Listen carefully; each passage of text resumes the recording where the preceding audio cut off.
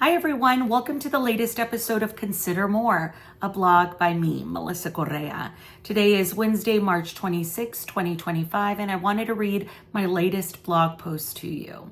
It's titled, The Heart of the Matter. 1 year ago, I was finalizing plans for a once-in-a-lifetime trip to Fredericksburg, Texas. A total solar eclipse was upon us. Magic was in the air, and so was love. NASA explains that a solar eclipse occurs when the moon passes between the sun and the earth, casting the moon's shadow on Earth. This only happens occasionally because the moon doesn't orbit in the exact same plane as the sun and earth do.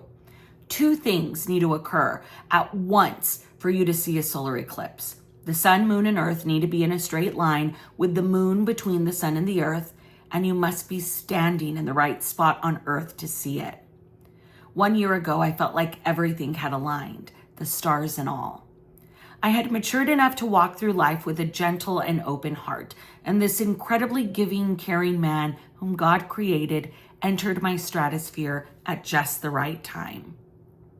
But the thing about alignment, as I learned on April 8th, 2024, and again 2 months later, is that it's fleeting.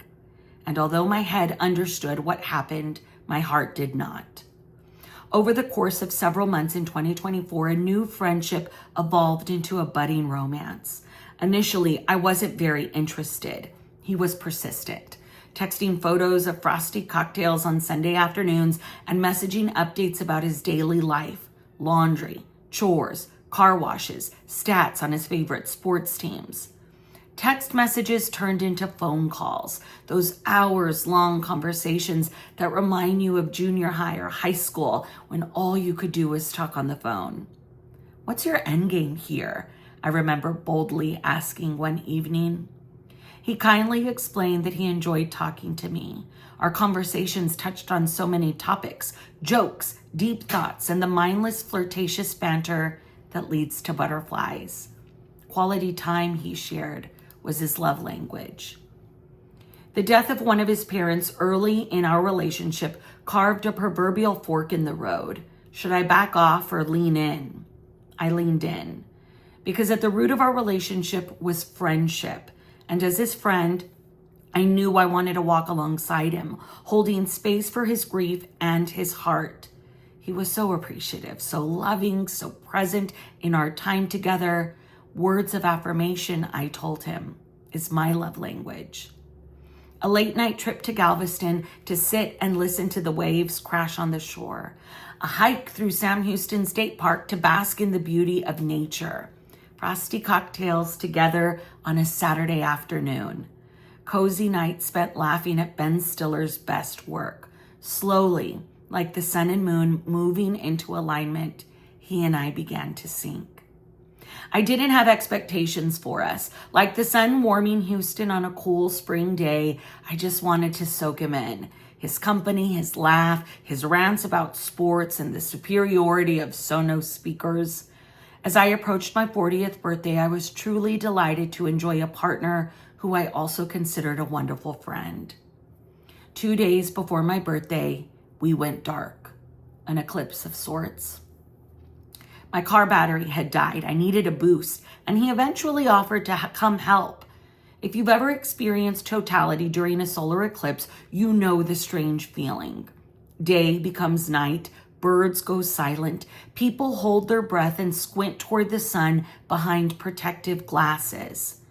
That's what it felt like, standing there while my battery was replaced. Weird, off, something wasn't right. The journalist in me had to ask, kindly and with grace, "Is everything okay?" When I reflect on that conversation, I'd like to think I did my very best to create and nurture trust between us. No judgment, no criticism, just love.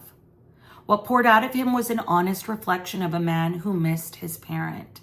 Grief doesn't follow a timeline or meet a deadline, and it doesn't dilute by the day. Grief, I believe, is how we measure the love we have for those we hold dear. And boy, did he love his parent. Over the days that followed, we talked. We agreed he needed space, and space I could give. I loved him. I respected him, and I could show up for him, by creating distance. But giving space is hard. In this particular case, it ranks among the top 5 most selfless things I've ever done. My heart missed him. My mind thought of him, and in my dreams, my subconscious ran wild.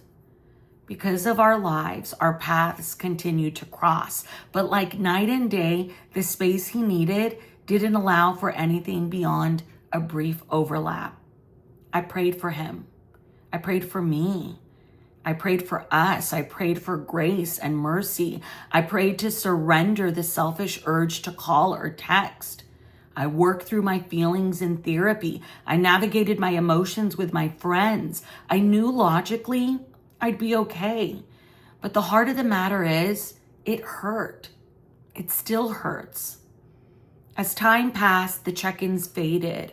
I realized for the first time that he actually had a voicemail prompt. I reconnected with that old anxiety from my 30s, the kind that comes from texting and waiting, wanting to see text bubbles that never appear. And eventually, like standing beneath the sun and the moon in Fredericksburg last April, I realized our relationship, our friendship, had come and gone. That realization stings.